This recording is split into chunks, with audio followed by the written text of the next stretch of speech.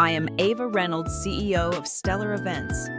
For years, my wealthy family introduced me as the help, while my younger brother Ethan was treated like a prince. On the morning of his wedding rehearsal in Greenwich, my mother forced the planner to cancel the vendor so I would cook for free. That was when I stopped. I attended as a guest, kept every piece of evidence neat, and let professional protocol speak for me. By evening, one arrival and one sentence were enough to make the entire tent reconsider the name I carry. If your own family put you on speaker, told you to serve, then went quiet, what would you do? Like and subscribe if you care about real stories where justice is done. Tell me where you are watching from and what time it is. I read every comment.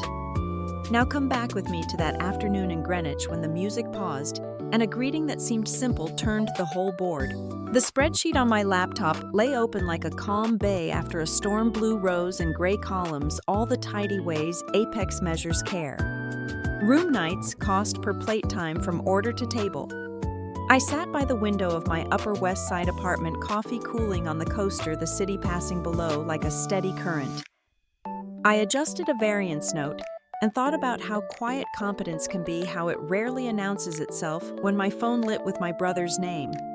I answered, and the first thing I heard was the scrape of chair legs and the muffled laughter of men enjoying their own noise. Ethan said I was on speaker. He said the guests were all rich, that I would serve and keep quiet. The words fell into the room like a list already printed and laminated.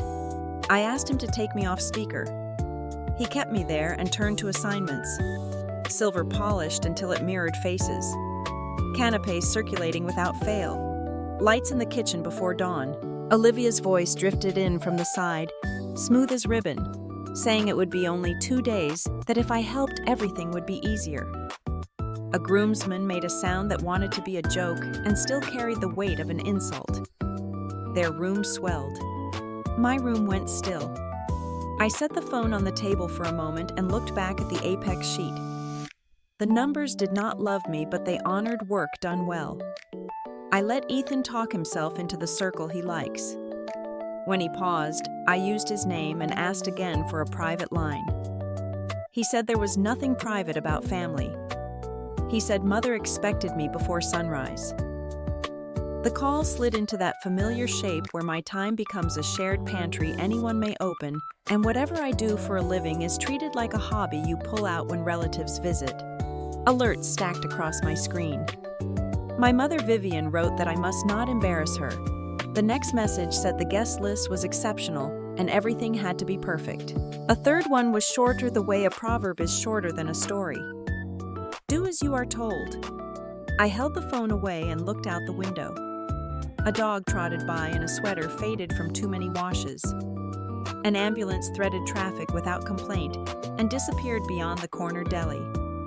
Across the street, a single top-floor window burned like a coin in a dark pocket.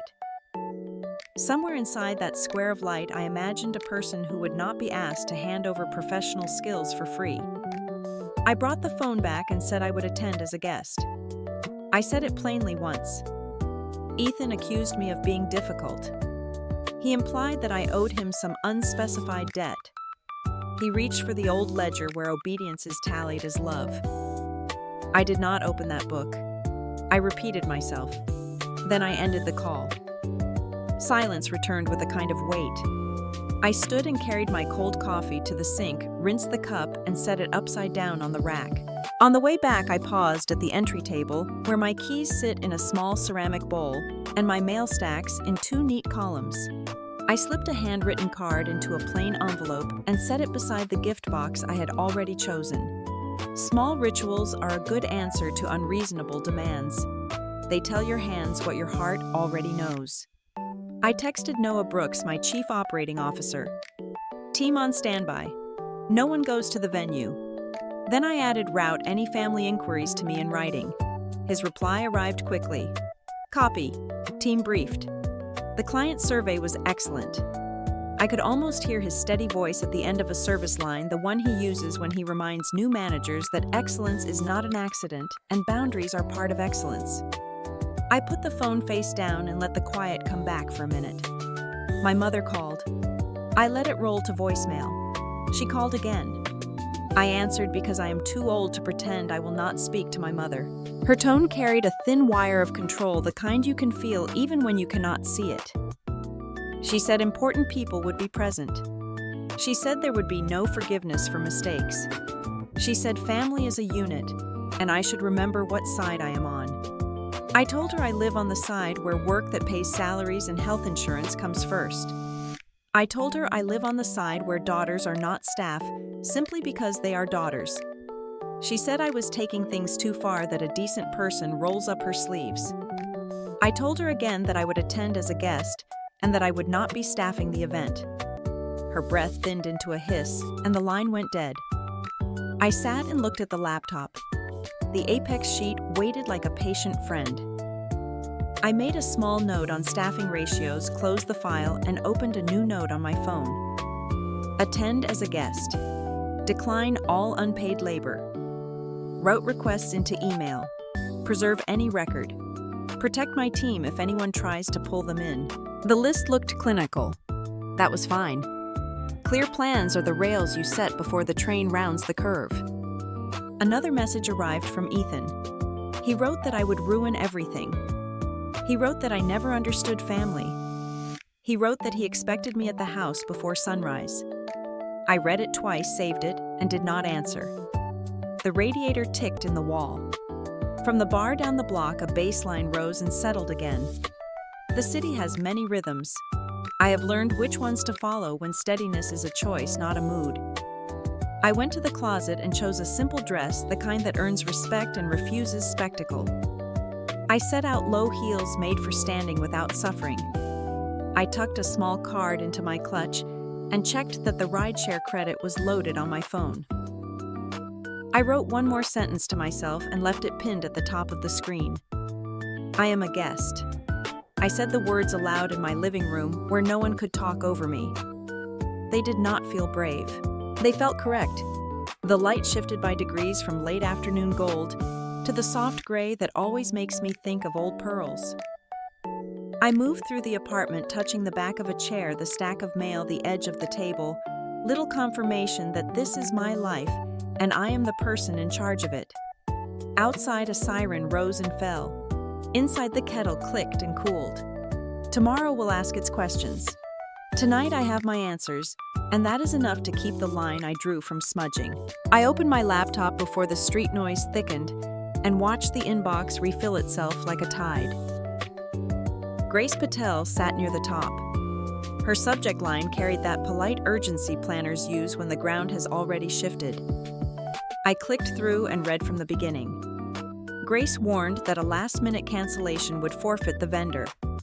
She detailed deposits, delivery windows, refrigeration needs, staffing ratios.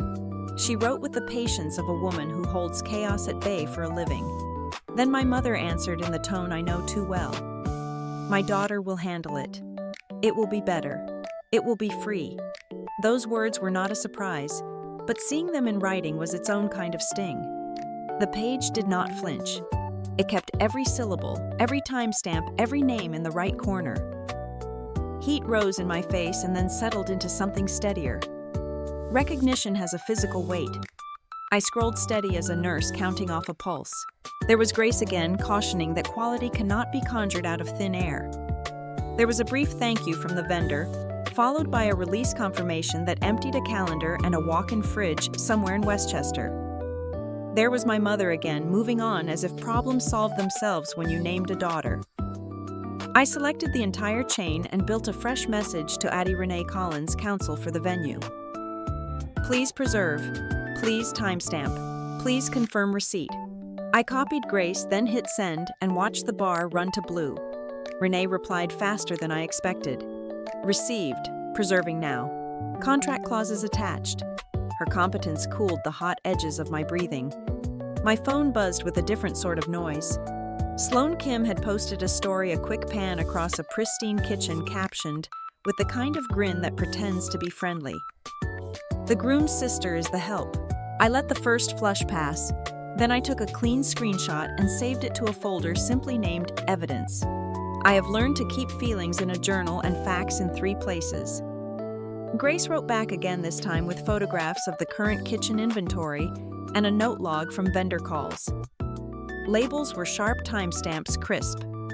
I thanked her and asked her to preserve every email, every image, every service log, and to back them up. She said she already had. She added that she had advised against the cancellation in writing. I told her I had seen it. Two women standing on the same side of a line, both acquainted with the price of being overruled. The phone rang with my father's name. I answered on the second bell. He began carefully, each word placed as if the floor might creak. He said we should keep the peace. He said everyone was tired and counting on me to steady things. I stood at the window and watched a florist carry peonies past the deli. I told him I would ask one question and wanted a simple answer. Do you want me as your daughter or as your house servant? The silence that followed was full of years. He started to say both, then stopped. He said, daughter. His voice was unsteady on the second syllable. I thanked him. I told him that if that was true, he would not ask me to wear an invisible uniform today. He said he understood. He said he would try to speak to Mother. He did not promise more, and I did not ask for more.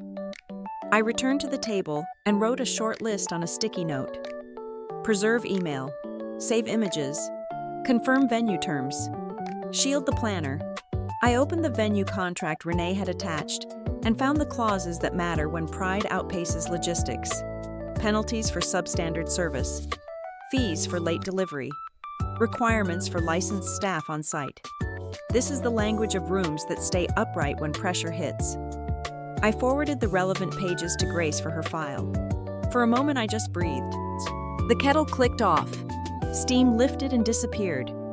Outside, a delivery truck eased into a space that might have been too small if the driver believed it was. I poured tea and sat back down. The whole story lies in the open now. Choices made without the person asked to bear the weight. It is a strange relief when the truth finally has paperwork. Renee pinged again to confirm that the thread and attachments were preserved with timestamps. She asked whether I expected further complications. I wrote that the planner had been overruled and that a penalty was likely if the rehearsal went as poorly as the plan now predicted. She said she would be on site for the evening walkthrough. I thanked her and closed the thread. I sent Noah a brief update. Council has the emails. The planner is preserving logs. We will not be pulled in. He replied with a single word. Understood. It is a good word when the wind is picking up. Across the room, the gift box waited beside a plain envelope. I checked the seal and placed both on the entry table. Then I messaged Grace one last time. Preserve everything. Keep your phone charged. If anyone tries to blame you, call me first. She replied with a simple copy. It was enough. The apartment was quiet except for the soft city undercurrent. I closed the laptop and pressed my palms flat on the table. The facts were set. The line was drawn. I could feel the day tilt like a lock turning toward open. Whatever sound came next, I was ready to see it. The inbox refreshed, and a new subject line rose to the top with the clean weight of corporate timing. From the office of Dana Park. The body of the message was brisk, courteous, and exact. Her assistant confirmed that Dana would attend the wedding as a social obligation, that she would arrive quietly, and that the master of ceremonies would include a brief segment for VIP acknowledgments.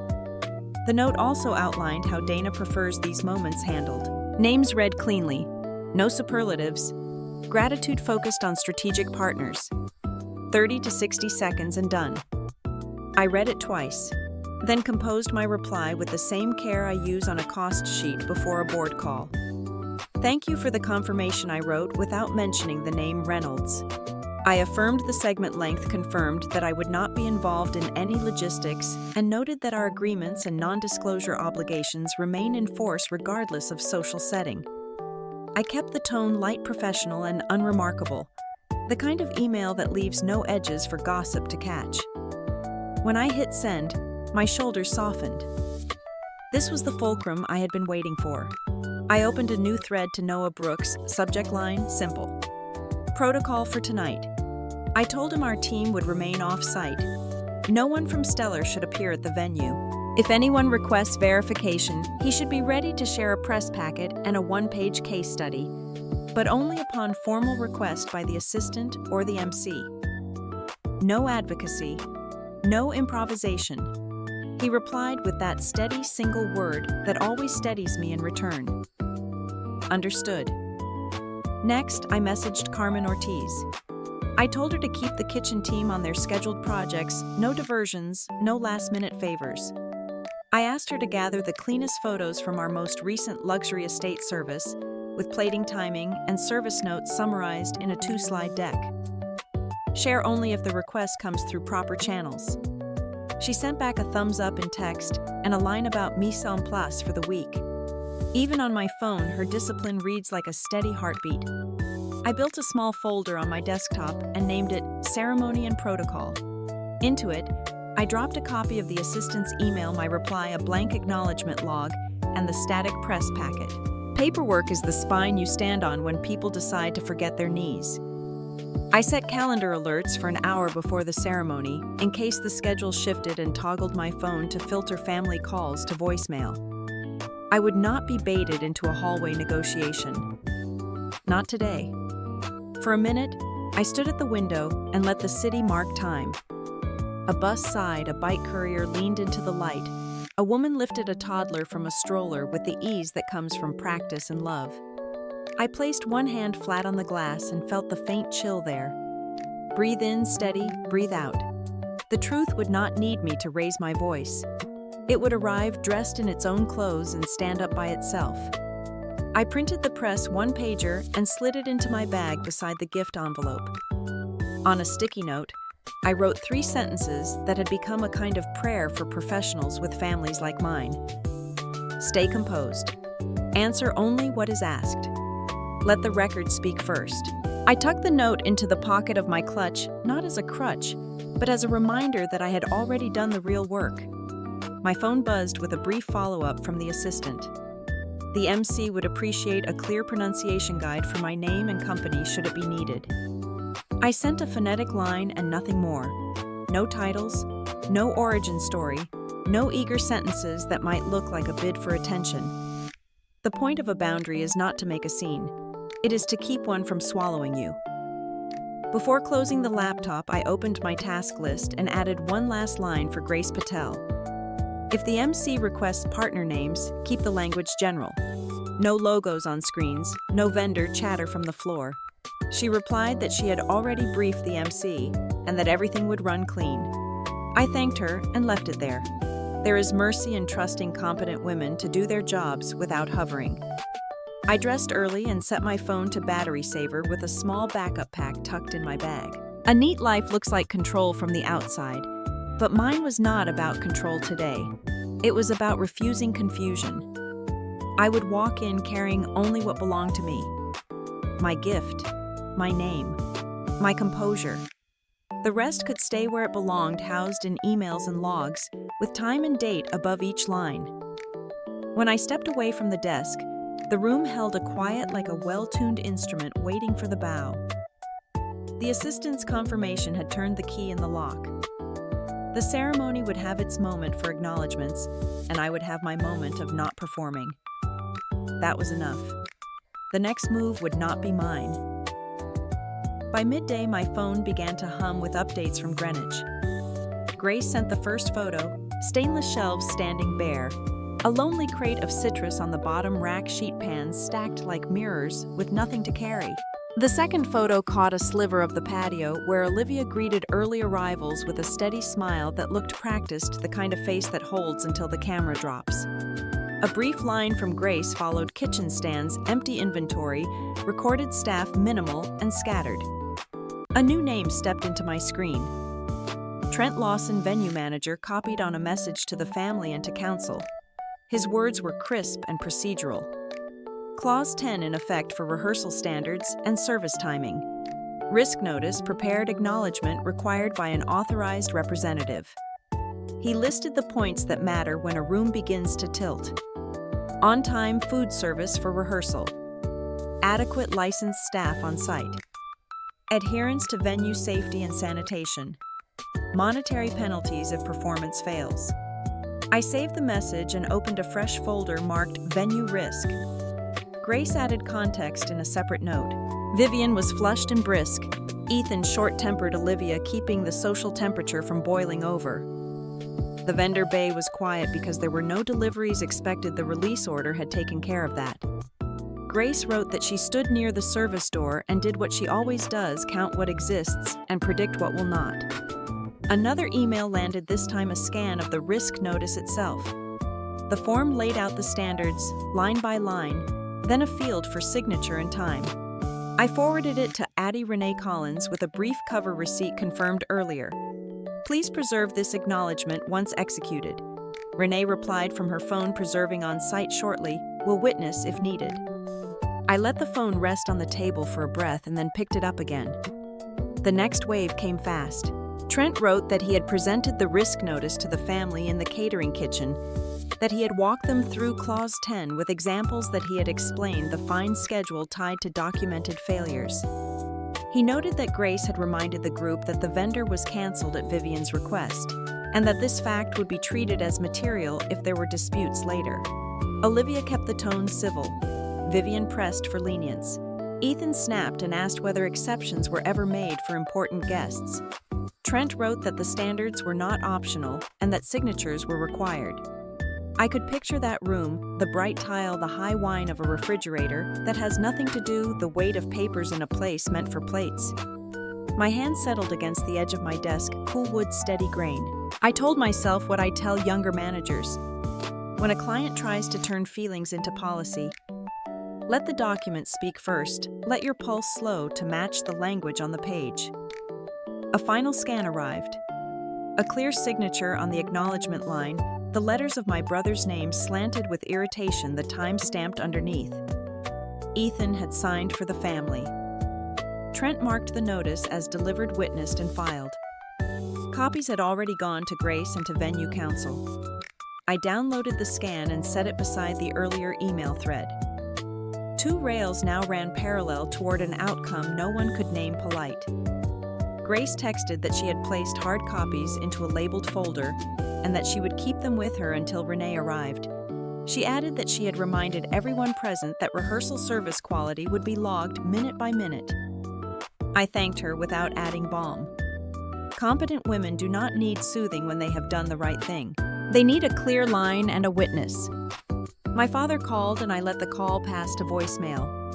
I wrote him a short text instead. The venue has issued a risk notice in line with their contract. Ethan has signed acknowledgement. Please coordinate with counsel for any questions. For once, I did not apologize for the tone. Precision is a kind of kindness when people are reaching for excuses. I stood and walked to the window, the afternoon light already sliding toward a paler angle. The street offered its usual instruction. A delivery driver eased a van into a sliver of curb with quiet confidence. A woman balanced a bakery box with one hand and held a door for a stranger with the other. Things move when people agree on rules, even rules they do not like.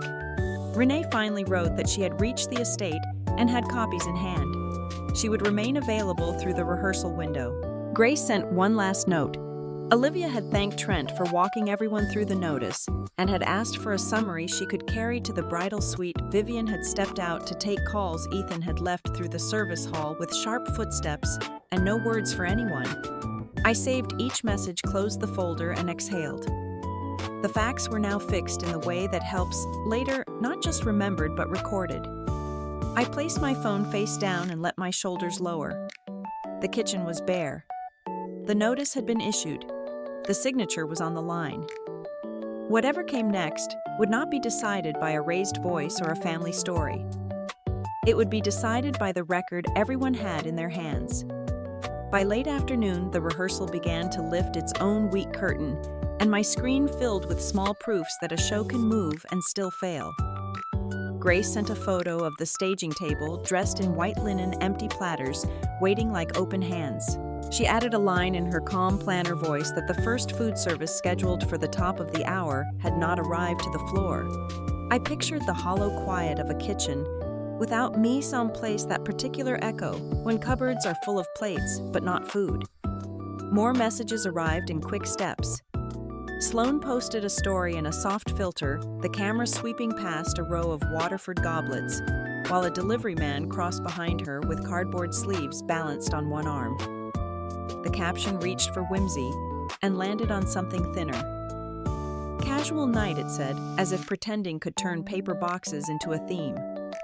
I took a clean screenshot and saved it, then set the phone down long enough to breathe. Grace wrote that the air in the room had turned stiff.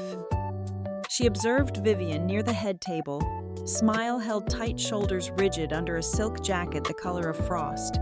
Olivia kept the social line as if it were a kite string in sudden wind, greeting early guests with gratitude, steering them toward the bar, repeating that the evening would be relaxed.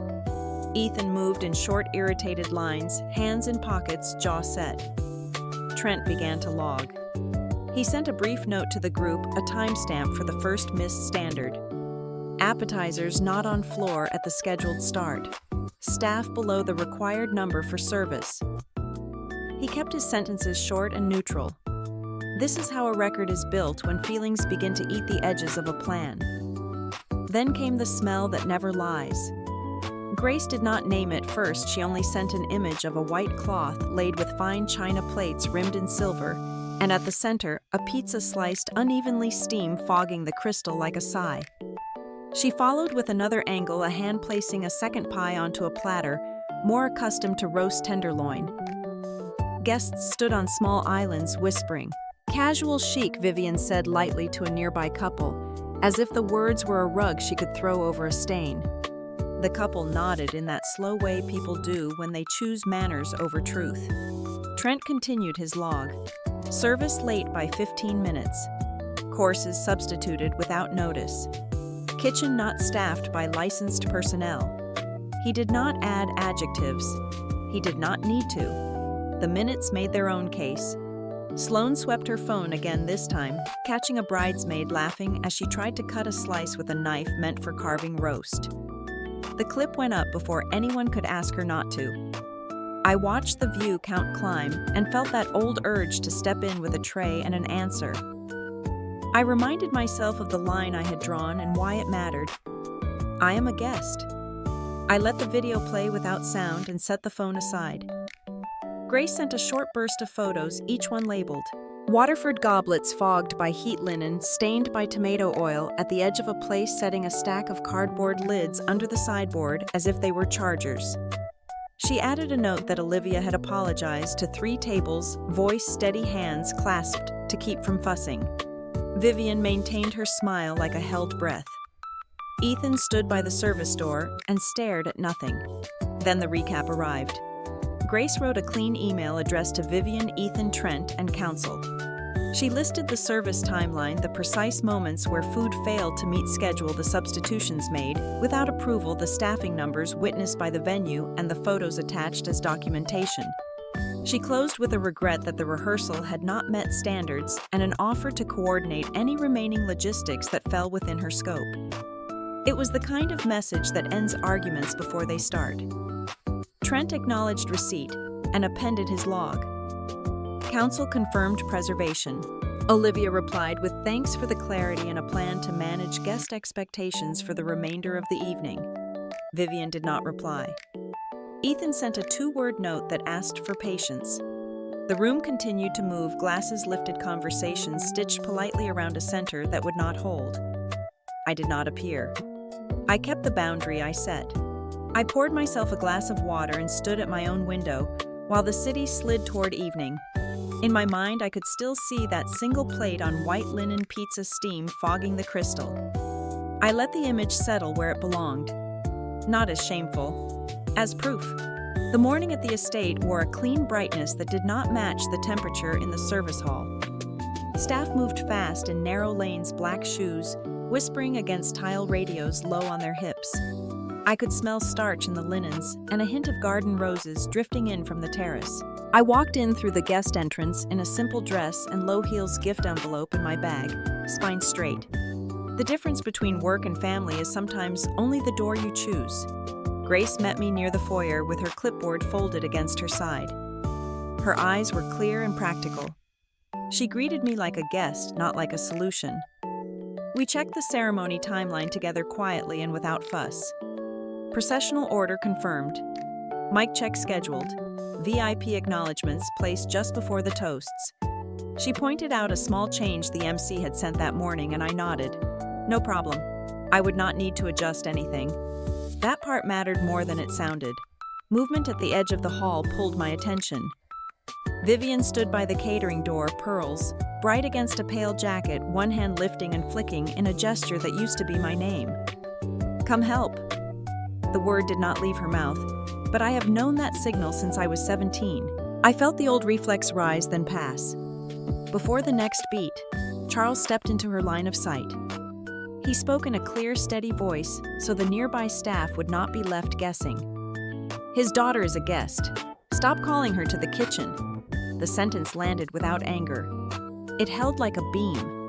Vivian blinked first with surprise, then with wounded pride. She looked at me the way people look at a window that will not open. A server slipped past with a tray of glassware, and the moment broke into smaller pieces. Ethan appeared from the hallway with his tie undone, eyes sharp from a short night. He scanned the room, saw me, then looked toward the kitchen as if the walls might make his point for him. He did not cross to where I stood. He moved on. Trent passed with a checklist in hand and a small earpiece in place. He paused long enough to greet me as a guest and to confirm that the walkthrough had been completed on time.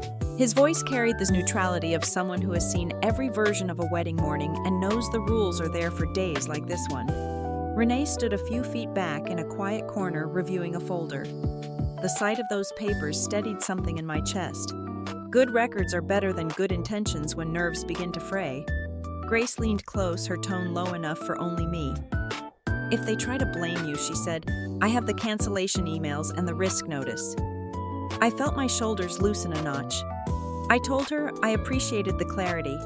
My voice was even, my posture the same as it would be in any ballroom before any important event.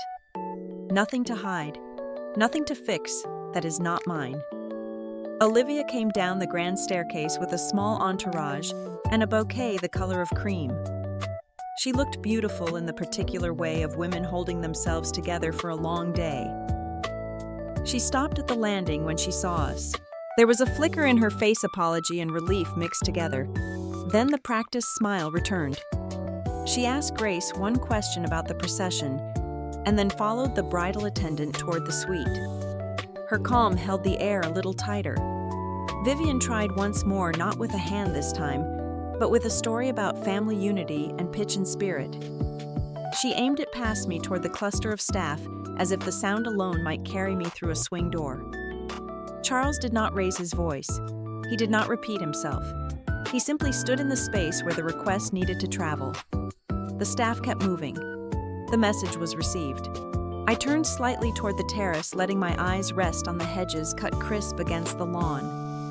A string quartet tested a phrase and then fell quiet.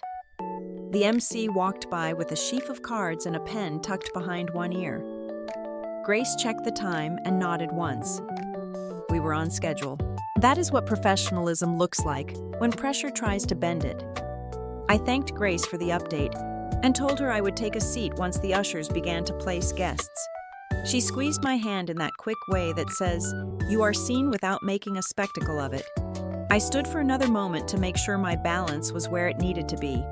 Breathe in, breathe out, hands relaxed, chin level. The door to the kitchen swung inward and then closed again. It could do that all morning without my help. When the usher gave the quiet signal for early seating, I moved toward the ceremony lawn with the other guests. The light had softened the kind of soft that makes faces kinder in photographs. I felt the ground under my shoes even and sure. A seat had my name on it and nothing else did. The tent woke up like a stage before the curtain. The band laid down a slow run of chords, then a burst of drums, then the hush of a final check. House lights came up in a soft wash that turned glass to small stars. Servers moved in measured lines, straight backs, trays balanced like promises. Guests drifted toward the lawn and then back again, pulled by the magnet of a big day. I stayed near the side aisle where the breeze slipped under the canvas. My dress held its shape, and my shoes felt steady on the flooring laid over grass. I watched Grace confer with the MC, two professionals speaking a language of hand signals and short notes. The air carried the scent of hydrangea and pressed linen and a hint of anxiety, the kind that makes people talk too quickly about nothing. Ethan appeared at my elbow as if he had been sent for me. He took hold of my forearm, not rough, but with enough pressure to leave a memory, and steered me toward the edge of the tent where the light fell in a clean rectangle. His voice had the clipped tone of a man who believes he has been reasonable long enough. He told me that if they were short-staffed, I would pick up a tray. He added that I should not make a scene. He looked at my face the way a coach looks at a player who has forgotten a drill. I kept my hands loose at my sides. I told him in a level voice that he was directing the wrong person. The answer seemed to surprise him, as if I had forgotten my old lines. His jaw worked, and then stilled. He glanced toward the kitchen door like a man hoping a building could back him up. Olivia reached us in a few quick steps, fabric whispering as she moved. Her eyes had that plea I have seen on tired brides who still want a beautiful day. She asked us both to keep it calm. No drama, she said without saying those words. She steadied a place card in her fingers and took a breath that smoothed her face back into something people would want to photograph. For a moment, I felt the old tug to ease the room for her, and then I let the feeling pass. Mercy and self-erasure are not the same thing. Grace stepped into the line without raising her voice. She stood where Ethan had stood and filled the space with facts. If there is any dispute, she said, the emails and the risk notice will speak for themselves. Her clipboard was closed and her posture was relaxed. It was the posture of a person who has documentation in order. Trent passed behind her with a radio at his hip and gave the smallest nod, the kind that says, the rules are alive and being enforced. Vivian moved closer. Pearls bright against her jacket, the mild perfume she favors trailing behind. She did not lift her hand this time. She leaned in just enough to make the request feel private. For my sake, Ava. 3 words familiar as a tune, you do not love anymore. For a heartbeat, my body did the old calculation. Will this small surrender save a larger fight? Will it keep the room from tilting? Will it buy peace I can afford? Then the answer settled where it needed to live. No. I told my mother that I am a guest. The sentence was simple and it stood upright. Ethan stared at me as if a door had failed to open. Olivia looked from his face to mine and then to Grace. Grace did not look at anyone. She stood in the company of her notes and her schedule and the work she knew how to do. The band slid into one last measure, and the sound crew gave the MC a thumbs up from the side of the stage. A small ripple moved through the tent as ushers began to guide the early arrivals toward their seats. The light outside softened by a degree. The string quartet at the ceremony lawn signaled ready. Somewhere on the terrace, a laugh rose and fell. Trent spoke into his radio, and the volume of the room lowered as if he had turned a dial. Ethan said nothing else. He let my arm go and smoothed his tie with 2 fast strokes of his thumb and forefinger.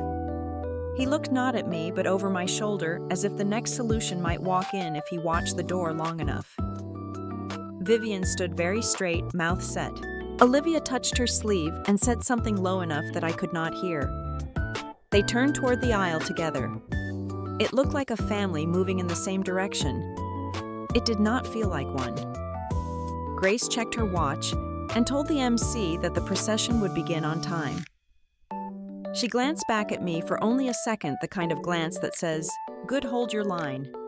I answered with a small nod. My pulse had slowed to match the room. The floor felt firm. My name card waited in a row of other names. The truth had its own schedule, and it did not require me to carry anything for it today. The tent settled into its working rhythm, that quiet orchestration only professionals hear. The band finished the last scale and muted their amps. The MC stood under a small light with a folded timeline and a pencil lips moving as he traced cues down the page. Then Dana's assistant arrived brisk and composed a tablet in one hand and a small leather folio in the other. She introduced herself to the MC by name, then laid out the purpose of her stop.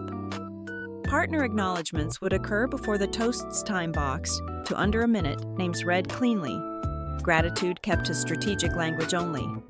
The MC repeated the details back to her point by point and marked the program where the segment would live. He checked diction pacing and mic levels, then asked the sound to tag the cue with a soft chime so the handoff would feel intentional, not improvised. I watched the exchange from a few paces back, a guest among other guests. This is the part of an event most people miss. The way a good assistant keeps a boundary like a fence line after a storm. The way a seasoned MC asks only what he needs to do his job well. No one reached for extra shine. No one tried to sell a story. The work stood on its own feet. Trent joined them with the venue packet in a slim black folder. He greeted Dana's assistant by name and handed over the seating diagram for VIP rows, the fire map, and a copy of the ceremony run of show. His manner was courteous and exact. He pointed to the shaded block where acknowledgements would happen and confirmed that a staff lead would stand just off the aisle to coordinate the transition to toasts. The assistant nodded once and asked for a brief walk to the mic so she could check sightlines and volume. Trent waved the audio tech over. Together they tested the level and made a small adjustment that moved the sound from tinny to warm. Vivian stood near the entrance of the tent, adjusting the clasp on her pearls until it sat centered on her collarbone. Her smile was a little too polished. She glanced toward the MC as if charm might bend the program, then thought better of it. Olivia appeared at her side with a veil that needed smoothing. She used both hands. Long, patient strokes, then stepped back and looked at herself in the window of the French doors. The reflection gave her the reassurance she needed. She breathed, and the breath changed her face. Ethan drifted in at the edge of the groomsman's shoulders, square voice pitched low. He whispered about scoring relationship points, his eyes on Dana's assistant like she were a riddle he could solve with access. The groomsman beside him nodded in the way men nod when they share an appetite for proximity to power. They glanced toward the aisle, toward the mic, toward the people who were actually steering the morning. Grace moved through the pocket of space between guests and staff with an ease that comes from years in rooms like this. She checked the clock, then the procession order, then confirmed with the MC that his cards were in sequence. The assistant asked for a final confirmation of placement. Before the toasts, she said again, "Not during, not after, and not folded into the blessing." The MC touched the exact line with the tip of his pencil and repeated the placement back to her. Trent noted the time on his sheet and spoke into his radio so the floor leads heard the cue. Dana arrived quietly, a tailored suit the color of slate and a simple pin that caught light without asking for applause. Trent greeted her with the book rules, a brief welcome the seat indicated on the diagram, and the reminder that acknowledgements would be brief and placed before the toasts. Dana listened and nodded, then inclined her head to the assistant and stepped aside to let the machine run. No one asked for a photo. No one pressed for an introduction. The work respected itself. I felt that familiar small lift in my chest when the process held. Every adjustment traveled the right road through the ceremony protocol, through the people assigned to make changes safe. No hallway whispers turned into new steps. No last-minute hand signals rewrote the order. The string quartet sent a soft phrase into the air, and the MC raised a finger, a signal to gather. The assistant closed her folio and slipped back to her seat. Trent checked his watch. Grace tapped the edge of her clipboard once, then stilled it. Ethan turned his attention toward the aisle again like a gambler watching the wheel. Vivian pressed the pearls at her throat and straightened her shoulders. Olivia touched the veil one last time and nodded to herself.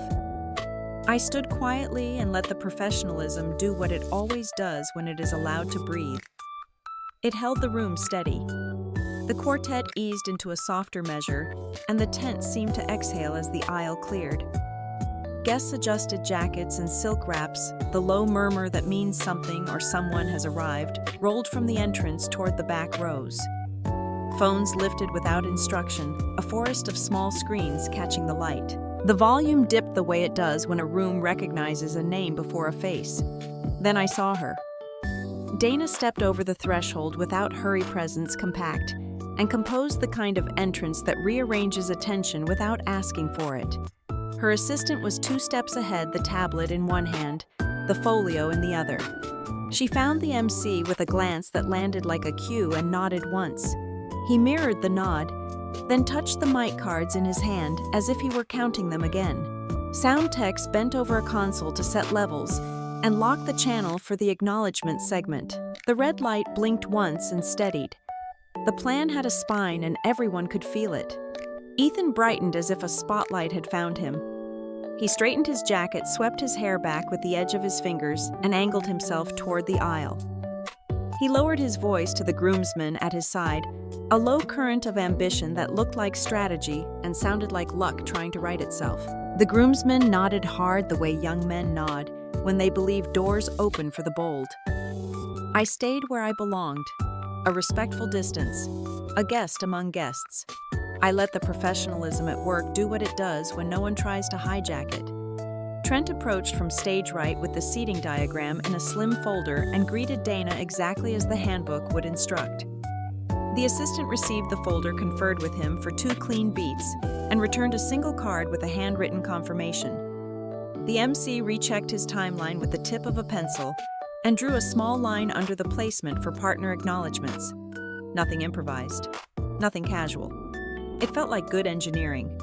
Vivian adjusted the clasp of her necklace as if 1 millimeter would change the day. Her smile was tight and polished. She pressed a hand to the top of her jacket to smooth a wrinkle that did not exist. Olivia stepped into a small patch of light near the French doors and smoothed her veil with both hands, each pass long and sure, then looked toward the aisle with a face that had found its center again. Dana scanned the room with the quick efficiency of a person who reads spaces as easily as text.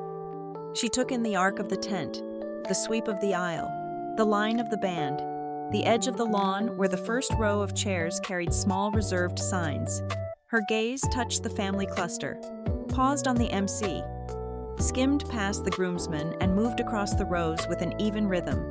When her eyes reached my section, she found me. There was a bare fraction of a pause, a registration more than a greeting, a quiet click that said, "One thing has been noted and filed." I did not step forward. I did not lift a hand. I held my seat and my line. Phones kept rising and lowering like small tides. A few guests turned to each other with comments that never rose above breath. The quartet shifted to the opening phrase of the processional, and the air sharpened the way it does before a speech. The assistant nodded again to the MC. Microphones sat ready. Cables taped down, volumes set. The ceremony cues were locked. Ethan slid a pace closer to the aisle as if proximity could manufacture a moment.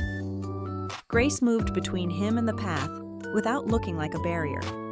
She adjusted a chair angle by 2 inches, spoke quietly to an usher, and then stepped aside. The message carried without words. If impressions were to be made, they would be made by the program, not by ad hoc ambition. Trent spoke into his radio, and the hum of the tent lowered another notch. Ushers lifted the velvet ropes and began to seat the last of the early guests. I folded my hands in my lap and felt my shoulders settle. The record was intact. The people responsible were in position. No one was reaching across protocol to drag me into a role that did not belong to me. The work would carry itself forward as planned. The assistant took her seat 1 row behind the reserve signs, Dana beside her with a small nod that closed the loop. The MC inhaled, checked the time, and lifted his chin to catch the light. The quartet held its phrase, then dropped into silence for a breath that felt like the top step before you descend. Nothing broke. Nothing bent. It was all moving to time. The MC stepped into the light with his cards in hand, and the tent tightened its attention around him. He welcomed the room with a few clean sentences, then turned the dial to the segment everyone had agreed upon. He invited Dana to offer brief remarks. The quartet set a soft bed of sound that lifted and then leveled the way a lake settles after 1 small boat passes. Dana walked to the mic with a pace that meant business and respect in equal measure. She rested 1 hand lightly on the acrylic and kept the other at her side. She thanked the partners who keep hospitality upright when the weather turns. She named operations teams who make rooms ready before dawn. She acknowledged venues that hold standards as if they were a craft and not a preference. She closed with a line that felt like a handshake you can trust, looking forward to deeper collaboration in the week ahead. It was brief. It was precise. It was done. As she left the mic, the MC shifted his body to cue the next card, ready to carry the room into the toasts. Instead, Dana adjusted her course without hurry and walked straight through the aisle toward my section. The space opened for her the way water opens for a clean hull. I stood as she reached me. She offered her hand, and her voice carried just enough to be heard without pushing. "Good to see you, boss. Your pre-brief was excellent. We will finalize the bonus early next week." The hush that followed was not empty. It held the soft intake of 100 people breathing the same moment. Then the whisper broke like a tide along the edges of the room. Not loud, not messy. The human sound of recalculation. I felt it move past my shoulder and out toward the lawn. Vivian stiffened 3 rows ahead of me, the line of her back a drawn bow. Her hand went to the clasp at her throat and stayed there. Olivia faltered half a step, where the veil met her hair, then found herself again by sheer will and muscle memory. Ethan froze in the half-turn of a man who thought he was about to be introduced and realized he was not. The groomsman beside him stared at the floor like it might offer instructions. Trent stood near the soundboard and gave one small nod in my direction, not to steal attention, only to mark a fact. "Ms. Reynolds, it is a good thing to be called by your name without weight on it."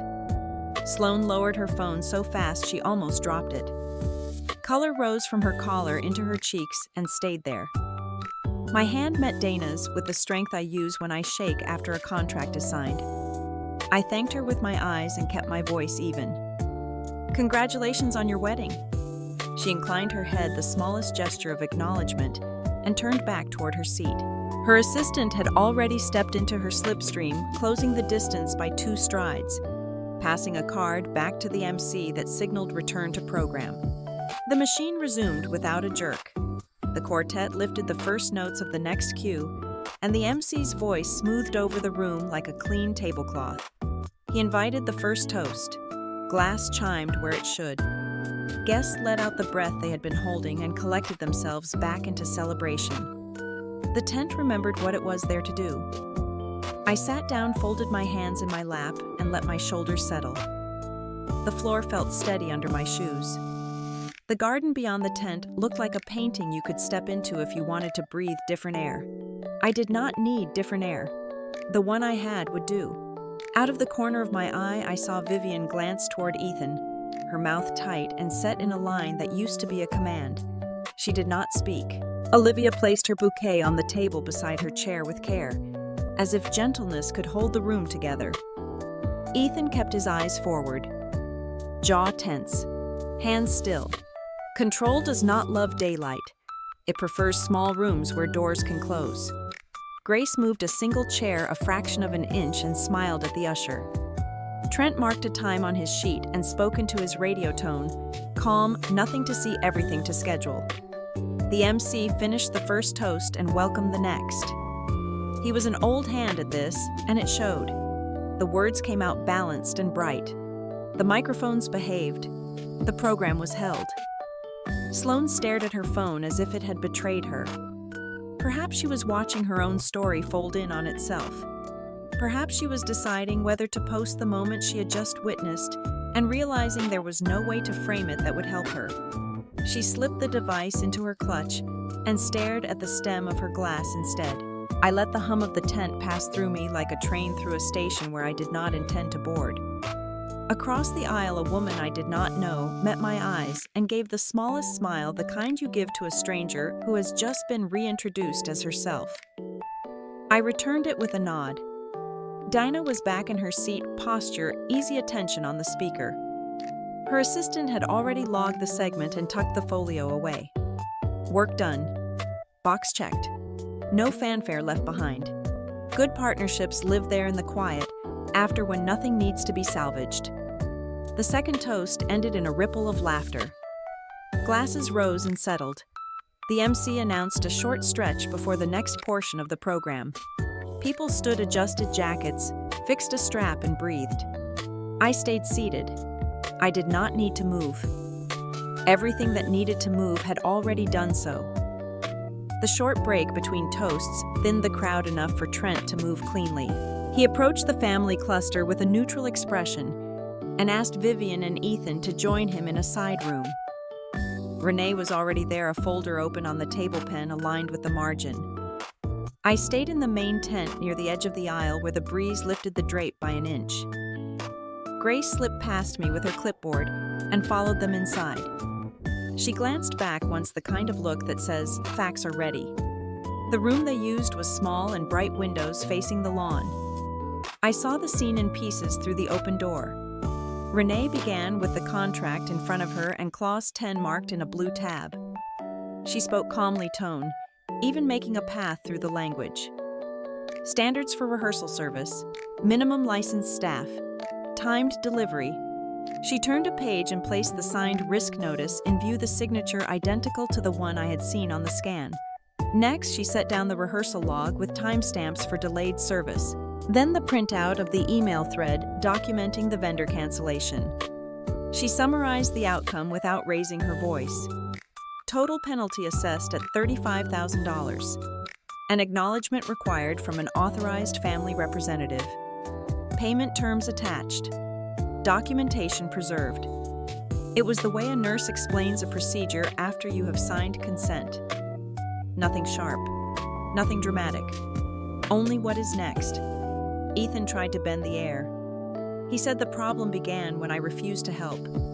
He said I could have fixed it by walking into the kitchen for one night. His hands opened in the gesture he uses when he thinks the world owes him agreement. Renee did not look at his hands. She asked for documentation. Grace placed the thread on the table with the gentle finality of a lid set true. Her finger rested beside the line where Vivian directed the planner to cancel the vendor. The timestamps sat like small stones along a path. Renee nodded and returned to the contract. Vivian kept her face composed, lips a careful line, one hand at her pearls. She asked whether the venue would consider a warning in place of a penalty.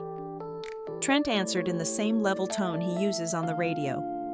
The notice outlined standards and consequences in advance.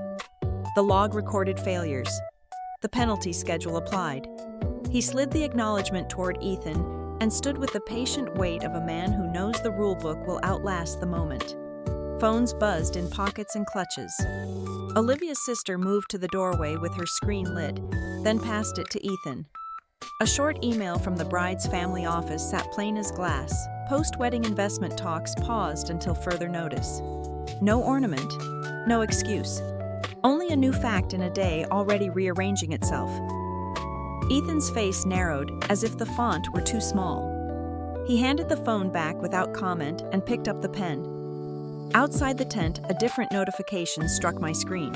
Dana's PR account had posted on LinkedIn. Thrilled to deepen our partnership with Stellar Events and CEO Ava Reynolds. The first line read, followed by a clean image and a tag to the venue. The words landed like a seal pressed into wax.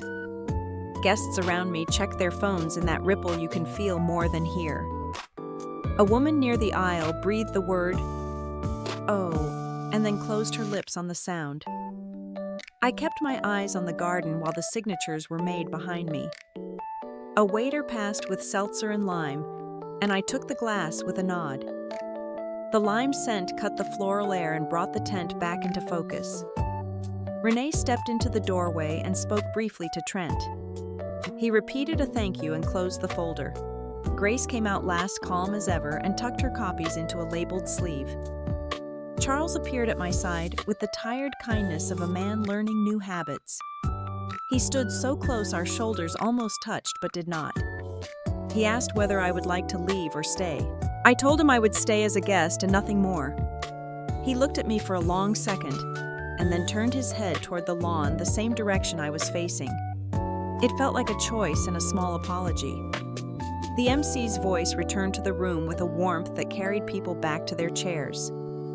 He invited attention to the next part of the program. Glass caught the light in a soft scatter. The day resumed its public face. Inside the side room, a single sheet of paper now held a signature and a number. Outside the tent, a single post now carried my name across a network of strangers who know how to read a partnership when they see one. I finished my seltzer, set the glass on the passing tray, and breathed evenly. The ceremony would have its final notes. My role would remain exactly what I said it was. The sitting room was quiet in the way of houses after a long day, light softened by heavy drapes, a tray of water glasses untouched on a low table. I asked for the door to remain open and took a seat where I could see the terrace. The paper was already in my hand, a single page that felt heavier than it looked. I set it on the table and smoothed the corner with my palm. "This is what I am offering," I said with my voice even and my shoulders down, the only way forward I am willing to walk. The terms were written in plain language. Mutual respect in every introduction and conversation. No assigning household labor as an obligation. If you hire Stellar, you sign a contract and pay standard rates. A sincere public apology at the upcoming Greenwich Giving Circle Winter Luncheon. A commitment to family therapy for 8 weeks. I kept my finger beside the last line until the room understood that none of it was negotiable. Vivian's hands trembled as she reached for the page. She did not lift her eyes when she asked if I was punishing her. The question moved across the table like a draft. I answered with the sentence I had practiced in my head until it carried no heat. "I am making it possible for us to remain a family without turning to anyone for help." The words rested in the air and did not waver. Ethan stood behind the sofa with his gaze fixed on the pattern in the rug. The set of his shoulders said he knew the day had turned and would not turn back. He did not argue. He did not apologize. He let the silence do both on his behalf. For once I felt no urge to fill the space for him. Charles slid his chair closer and placed 2 fingers on the edge of the paper, steadying it the way you steady a picture before you hang it. He said we should sign. His voice had a gentleness I had not heard in years. The gentleness of someone who has learned that care and control are not the same thing. He reached for a pen and set it by Vivian's hand. Vivian read each line again, lips moving without sound, and stopped at the one about the luncheon. The public apology mattered to her in a way the others did not. I could see it in the way her jaw tightened, in the way her shoulders rose a fraction, and then fell. She asked whether I would accept a written statement. I said no. It must be spoken in that room to those women, the same circle where she has so often narrated me as dependable help. Her gaze flicked up, met mine, and then dropped back to the page. I did not hurry her. I sat with my hands folded and let the quiet do its work. The estate could keep its clocks and its portraits and its polished floors. I would keep my boundary. Outside, a bird landed on the terrace rail and then lifted again, a small movement that still managed to change the view. Vivian signed her name with care, each letter deliberate, the ink drying to a dark line that did not smudge. Charles added his, then dated the bottom of the page. Ethan signed last small strokes, head bowed. When the pen left this paper, I felt the room reassemble around the new shape of us. Not repaired, not reconciled, simply tied to a line that would hold. I gathered the page and placed it in the folder I had brought for that purpose. I stood and thanked them for listening. I did not offer comfort, and I did not accept any. Charles walked me to the hall. Vivian remained where she was, hands pressed together, eyes closed, as if she were trying to hear a sound only she could make. Ethan stayed behind the sofa and did not look up. Outside, the air felt clean against my face. The lawn stretched away, the tent humming with distant voices. I took the long path along the hedge, the one that curves toward the drive, and let my lungs find their own pace.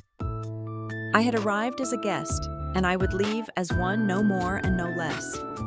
The page in my folder made a soft weight against my side. It felt like the beginning of something, not the end. Every morning I look in the mirror and tell myself I am Ava Reynolds, CEO of Stellar Events, not my family's help. Not ever again. Your worth does not shrink because someone refuses to see it.